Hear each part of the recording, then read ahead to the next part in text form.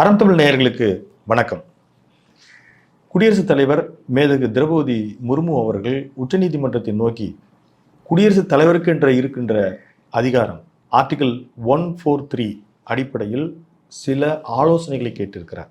இங்க இருக்கிற அரசியல் நிலைப்பாடு என்பது ஒரு மாநில ஆளுநர் தேவையில்லை என்பது அவர்கள் சொல்வதும், அதே போல மாநில ஆளுநர்கள் தங்கள் ஒரு ஒரு ஆளுங்கட்சி, இப்பொழுது இருக்கிற ஆளுங்கட்சியாக இருக்கட்டும், கடந்த காலத்தில் இருக்கக்கூடிய அது காங்கிரஸ் பிஜேபி அரசாங்களாக இருந்தாலும் சரி, அவர்கள் நியமிக்கும் பொழுது அந்த மத்திய அரசிற்கான ஒரு சாதகமான சூழ்நிலையில் செயல்படுவதாகும். இது ஒரு அரசியல் நிலைப்பாடு. ஆனால் கான்ஸ்டிடியூஷன் அரசியலமைப்பின்படி இவர்களுக்கு கொடுக்கப்பட்டிருக்கிற அதிகார ஒரு வரம்பு என்பது அல்லது அதற்கான ஒரு விரிவான அதிகாரங்கள் என்பது என்ன? இப்பொழுது நடைபெற்று கொண்டிருக்கிற இந்த மெல்லிய வார்த்தை மோதல், அந்த வார்த்தை மோதல் என்கின்ற பதத்தை ஏன் பயன்படுத்துகிறேன் என்றால், தமிழ்நாட்டில்தான் இங்கு துவங்குகிறது. இந்த மாநில அரசு சில ஆவணங்களுக்கு இங்க இருக்கக்கூடிய ஆளுநர் மேதகு RN ரவி அவர்கள் ஒப்புதல் தராமல் இருக்கிறார். அது உச்சநீதிமன்றத்தில் செல்கிறது. ஏப்ரல் 8ஆம் தேதி ஒரு தீர்ப்பு வழங்கப்படுகிறது. அந்த தீர்ப்பு வழங்கப்படும் போது காலதாமதத்திற்கான ஒரு வரைவை உச்சநீதிமன்றம் கொடுக்கிறது. அந்த வரைவு கொடுக்கிற அதே நேரத்தில் அது ஜனாதிபதிக்கும் ஒரு வரைவு, ஒரு குறிப்பிட்ட காலக்கெடுவுக்குள் நீங்கள் கோப்புகளை உங்கள் மேஜையின் மீது நீண்ட நாட்கள் வைத்திருக்க இயலாது, உடனடியாக முடிவெடுக்க வேண்டும் அப்படின்னு சொன்னதோடு மட்டுமில்லாமல் உச்சநீதிமன்றத்திற்கு இருக்கக்கூடிய ஒரு உயர்ந்த அதிகாரம் 142 பிரகாரம் இந்த தமிழ்நாடு அரசிற்கு தேங்கி இருந்த அந்த கோப்புகளை அவர்களுக்கு உடனடியாக அமலுக்கு வந்துகிறார்கள். இது மிகப்பெரிய ஒரு அதிர்ச்சியாக மத்திய அரசு பார்க்கிறது. குடியரசு துணைத் தலைவர் ஜெகதீப் தன்கர் அவர்கள், என்ன நடக்கிறது நாட்டில், யார் நாடாளுமன்றத்திற்கு மேலே நீங்கள் என்ன சூப்பர் பவரா கோர்ட் என்கின்ற இதை அவர் தொடர்ந்து பேசினார். நீதிமன்றங்கள் எதுவும் பதில் சொல்லவில்லை. எவருமே இதை குறித்து விவாதிக்க இயலாத, அரசு தொடர்புடைய அரசியல் சாசனத்தை நன்கு அறிந்தவர்கள் அமைதியாகத்தான் பார்த்திருந்தார்கள். சில மூத்த பத்திரிகையாளர்கள் மட்டும்தான் இது குறித்து விமர்சனங்கள் எழுதினார்கள். இந்த நிலையில் இந்த வினாக்கள் தொடுத்ததன் வாயிலாக தமிழ்நாடு முதலமைச்சர் இது அரசியல் சாசனத்தை சீர்குலைக்கும் என்கிற வார்த்தையை அவர் பயன்படுத்தியிருக்கிறார். அவர் மட்டும்தான் பேசுறார். ஏன்னா கடந்த முறை தீர்ப்பு ஏப்ரல் 8ஆம் தேதி தீர்ப்பு வழங்கிய பொழுது இது தமிழ்நாட்டிற்கு மட்டுமல்ல இந்தியாவில் முழுவதுமாக பெறப்பட்ட ஒரு நீதியை நிலைநாட்டுகிற தீர்ப்புன்னு அவர் தான் வர்ணித்தார். இப்போ இந்த கேள்விகளை உச்சநீதிமன்றத்தில் மத்திய அரசு ஜனாதிபதியின் மூலமாக கேட்கப்படுவதன் வாயிலாக கடந்த காலத்தில் வழங்கப்பட்டிருக்கிற தீர்ப்பு குறைக்கப்படுகிறதா? ஏனெனில் அப்பொழுதே சில மூத்த பத்திரிகைகள் சொன்னாங்க, இந்த மாதிரி விஷயங்கள் நீண்ட நாள் நீடிக்காது. ஏன்னா அது வேந்தர் என்கின்ற பொறுப்பு ஆளுநர், மாநில ஆளுநரிடமிருந்து பறிக்கப்படுவதாக தோன்றுகிறது. இது மத்திய அரசுக்கு ஒரு பெரிய சவால் நிறைந்ததாக இருக்கும் என்று இந்த 14 கேள்விகள் மேதகு ஜனாதிபதி அவர்கள் கேட்பது, அவருக்கு கொடுக்கப்பட்டிருக்கிற வரம்பின் வாயிலாக அவர் கேட்டாலும், இந்த 3 அமைப்புகள், அதாவது உச்ச நீதிமன்றம், அதே போலவே ஜனாதிபதி, நாடாளுமன்றம் பெற்றிருக்கிற சட்டக்கூறுகளை விளக்கி அவர் கேட்டிருக்கிற கேள்வியினுடைய முக்கியத்துவம் என்ன என்பதை நம்ம பார்ப்போம். அதாவது அரசியலமைப்பு சட்டம் அப்படின்றது 448 உட்கூறுகள், சட்ட உருக்களை அது கொண்டிருக்கிறது. இப்பொழுது கொண்டிருக்கிறது 25 ஒரு பகுதிகளையும் 12 அட்டவணைகளை ஷெட்யூல்ல வகைப்படுத்தப்பட்டிருக்கிறது. இதுல ஜனாதிபதிக்கு கொடுக்கப்பட்டிருக்கிற அதிகாரம், அது ஆர்டிகல் 52 to 78 வரையும் ஜனாதிபதினா எப்படி இருக்கணும், அவர்களுக்கான அடிப்படை தகுதி என்ன, பதவி நீக்கம் என்ன அப்படின்னு சொல்லப்பட்டிருந்தாலும் அதற்கு மேல ஒரு 4 வகையான முக்கிய அதிகாரங்களை இந்த அரசியலமைப்பு சட்டம் வழங்குகிறது. இதுல அவர் ஒரு நிர்வாக செயல் அதிகாரம், ஒரு எக்ஸிக்யூட்டிவ் பவர்ஸ், ஃபினான்சியல் பவர்ஸ், அதே மாதிரி ஜுடிஷியல் பவர், அப்புறம் எமர்ஜென்சி பவர்ஸ்னு ஒரு 4 வகையான அதிகபட்ச அதிகாரங்கள் ஜனாதிபதிக்கு உண்டு. அதில் மிக முக்கிய கூறுகளை நம்ம பார்க்கலாம். ஒரு நிர்வாக செயல் அதிகாரம் அப்படின்றதுல ஆர்டிகல் 53 எந்த விஷயமா இருந்தாலும் ஜனாதிபதியினுடைய கையெழுத்து ஒப்புதலோடு தான் வரும்.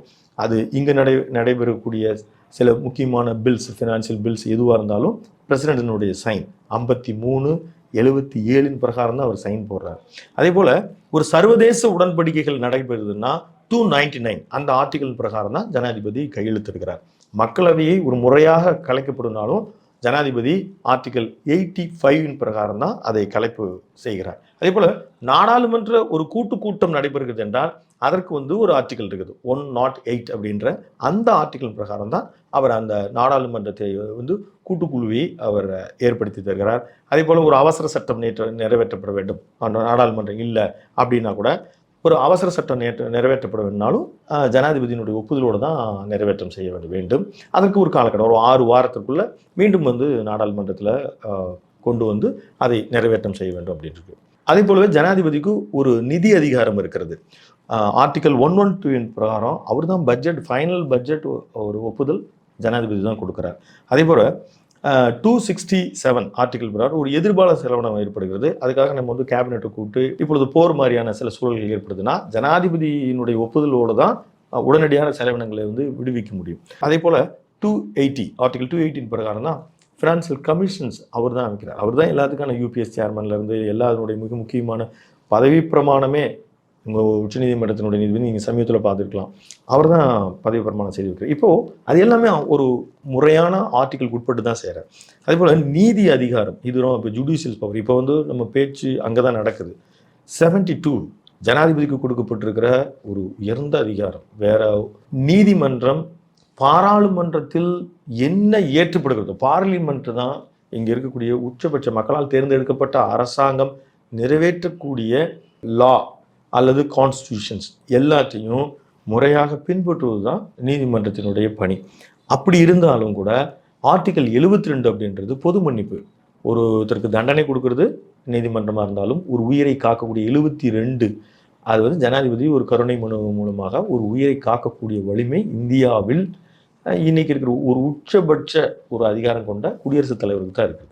அதே போல் 143 இந்த அடிப்படையில் தான் இன்னைக்கு 14 கேள்விகளை கேட்டிருக்கிறார். அந்த கேள்விகள் கேட்கும் போதே நீங்க ஆலோசனை கேட்கிறார், நாங்கள் உங்களிடம் ஆலோசனை கேட்க வேண்டுமா அப்படின்னு கூட ஒரு கேள்வி வந்திருக்கிறது. அது மத்திய அரசினுடைய அது என்ன நிலைப்பாடு அப்படின்னு நமக்கு தெரியல. அதே போல எமர்ஜென்சி பவர்ஸ், ஒரு அவசரகால சட்டங்களை நிறைவேற்றுவது, இப்போ அது தொடர்பாக நிறைய விவாதங்கள் நடந்திருக்கு. அதாவது 362, 365, இதில் 361 குறித்து கூட ஜனாதிபதி இப்போ கேள்வி கேட்டுக்கிறாங்க. இந்த சட்டங்கள் எமர்ஜென்சி பவர்ஸை அவங்க இம்மிடியேட்டாக அவர்கள் நேரடியாக செலுத்த முடியும். ஆனால் அந்த அளவுக்கு ஆளுநருக்கு நேரடியாக அந்த மாதிரி சட்டங்கள்லாம் கிடையாது.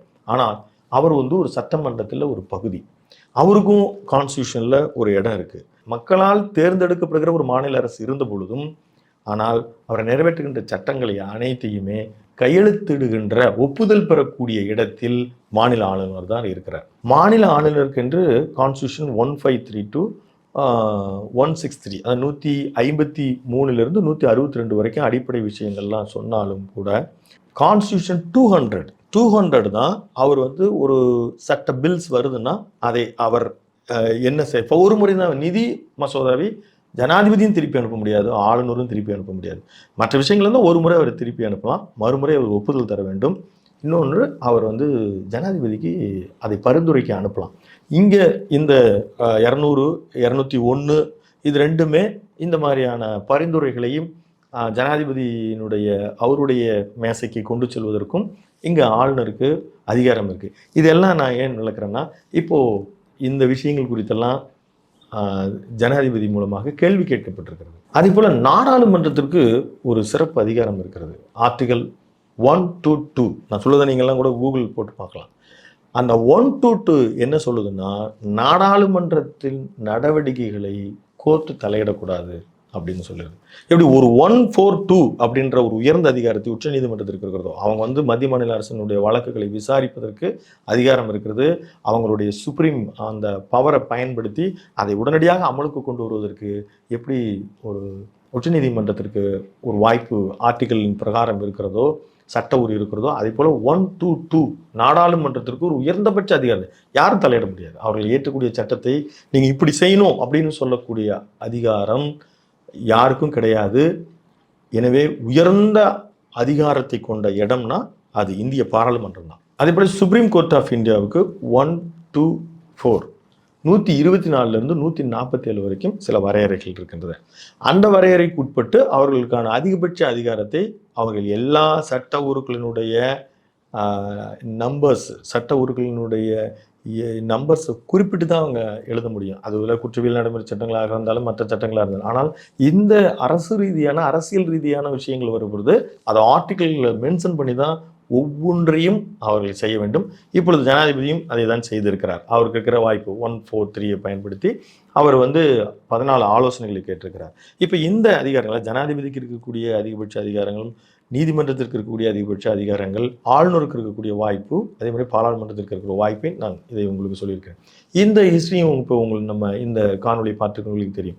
அதாவது இங்கே ஆளும் திமுக அரசும் தமிழ்நாட்டில், அதே போல் ஆளுநருக்கு இருக்கின்ற ஒரு உரசல் அது உச்சநீதிமன்றத்திற்கு சென்று அது ஏப்ரல் 8ஆம் தேதி ஒரு தீர்ப்பை வழங்கியிருக்கின்றது. இந்த தீர்ப்பு மத்திய அரசிற்கு ஒரு வழித்திருக்க வேண்டும். அந்த அடிப்படையில் ஒரு 14 கேள்விகளை கேட்டிருக்கிறார். அதில் ஆர்டிகல் 200, 201, 142, 131, 361 இந்த ஆர்டிகல் குறிச்செல்லாம் ஒரு சந்தேகத்தின் அடிப்படையில் ஆலோசனை கேட்பதை போலவே அவர் சந்தேகத்தின் அடிப்படையில் கேட்டிருக்கிறார்.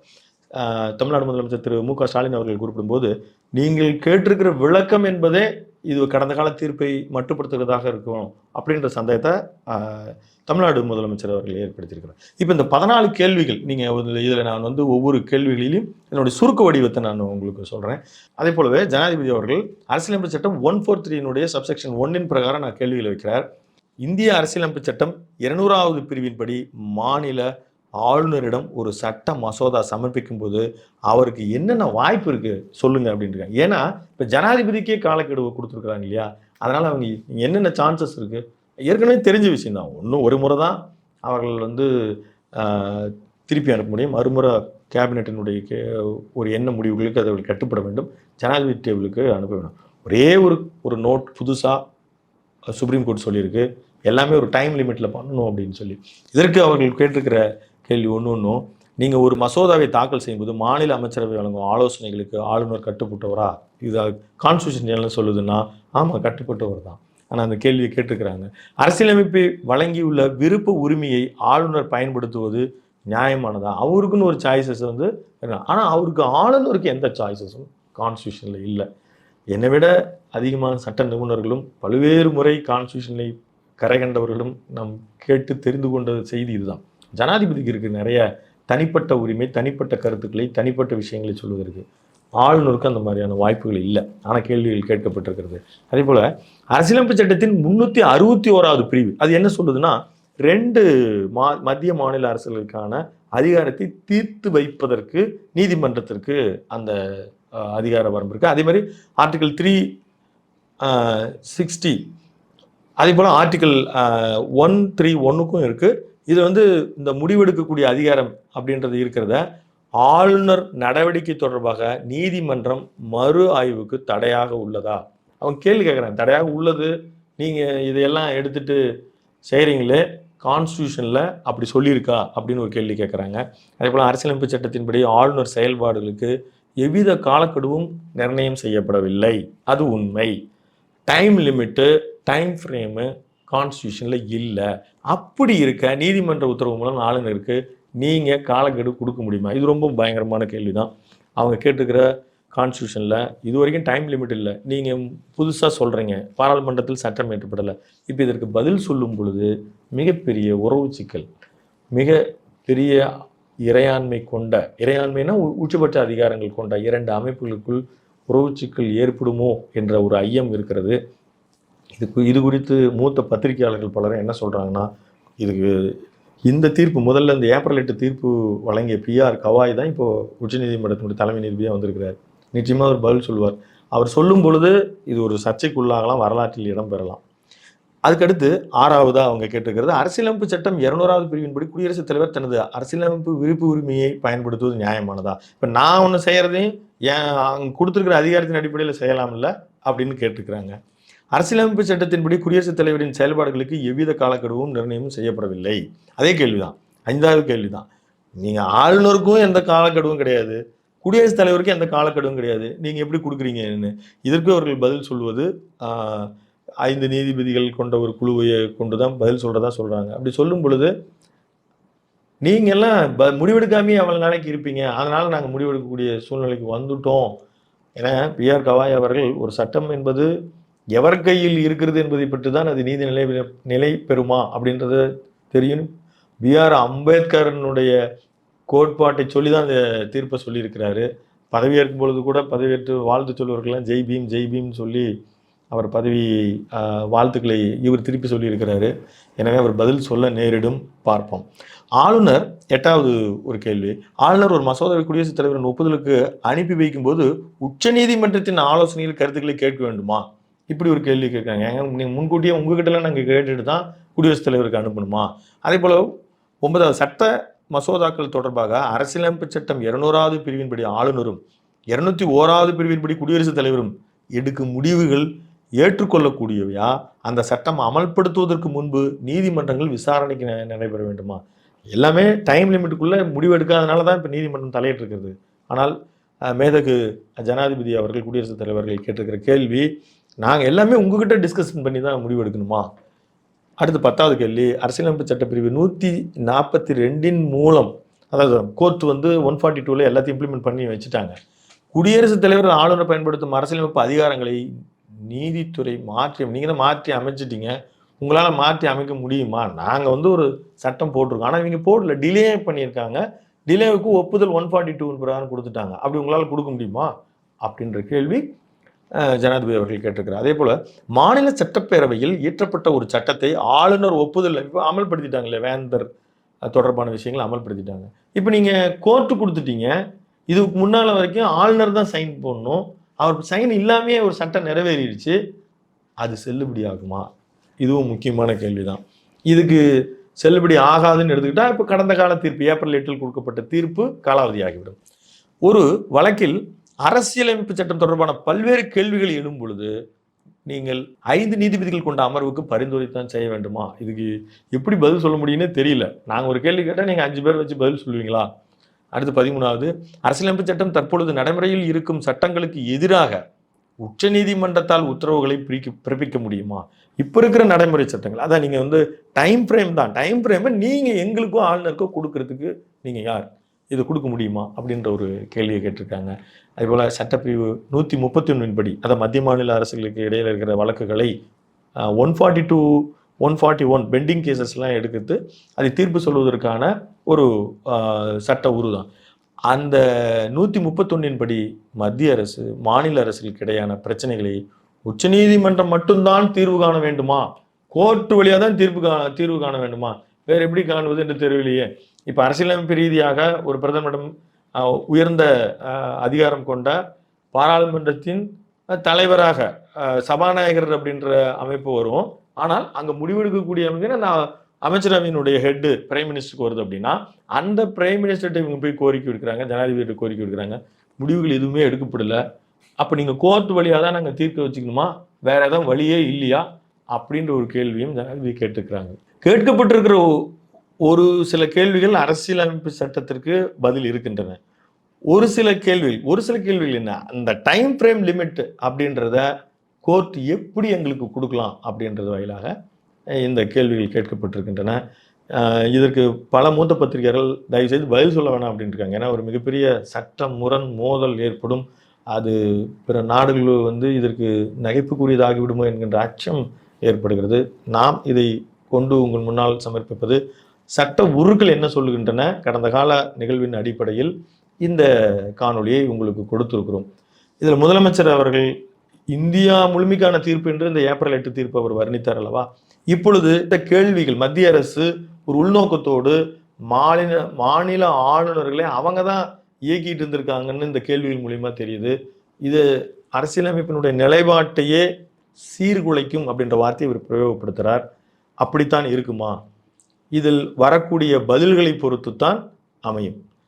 பல்வேறு கேள்விகளுக்கு அரசியலமைப்பு சட்டத்தில் விடை இருக்கின்றன, சில கேள்விகளுக்கு விடை இல்லை. உச்சநீதிமன்றம் தங்களுடைய அமர்வின் வாயிலாக கொடுக்கக்கூடிய பதில்கள் மிக நிச்சயமாக ஒரு விவாத பொருளாக மாறும். மீண்டும் ஒரு செய்திக்கு பின்னால் சந்திப்போம். நன்றி, வணக்கம்.